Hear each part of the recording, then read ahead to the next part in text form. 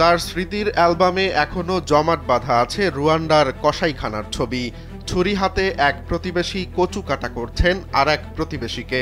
দক্ষিণ আফ্রিকার সাবেক বিচারপতি ও জাতিসংঘ স্বাধীন আন্তর্জাতিক অনুসন্ধান কমিশন সিওআই এর প্রধান নাভি পিল্লাই তার প্রতিবেদনে গাজার ঘটনাকে গণহত্যা বলে মন্তব্য করেছেন। প্রতিবেদনে ইসরায়েলের প্রেসিডেন্ট আইজাক হারজগ, প্রধানমন্ত্রী বেনিয়ামিন নেতানিয়াহু এবং সাবেক প্রতিরক্ষা মন্ত্রী ইয়োভ গালান্টকে গণহত্যার উস্কানিদাতা হিসেবে অভিযুক্ত করা হয়েছে।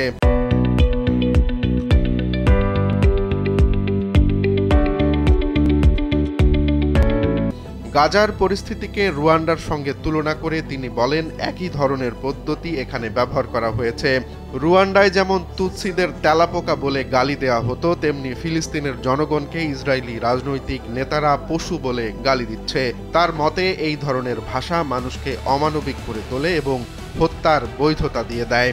আন্তর্জাতিক অপরাধ আদালত আইসিসি ইতোমধ্যেই নেতানিয়াহু ও গালান্টের বিরুদ্ধে যুদ্ধাপরাধের অভিযোগে গ্রেফতারি পরোয়ানা জারি করেছে। তবে পিল্লাই মনে করেন, বাস্তবে তাদের বিচারের আওতায় আনা মোটেই সহজ নয়, কারণ আইসিসির নিজস্ব কোনো পুলিশ বাহিনী নেই। পিল্লাই আরও বলেন, সিওআই এর চেয়ারম্যান হিসেবে দায়িত্ব পালনের সময় তাকে নানা চাপ, সমালোচনা ও পক্ষপাতের অভিযোগ মোকাবেলা করতে হয়েছে।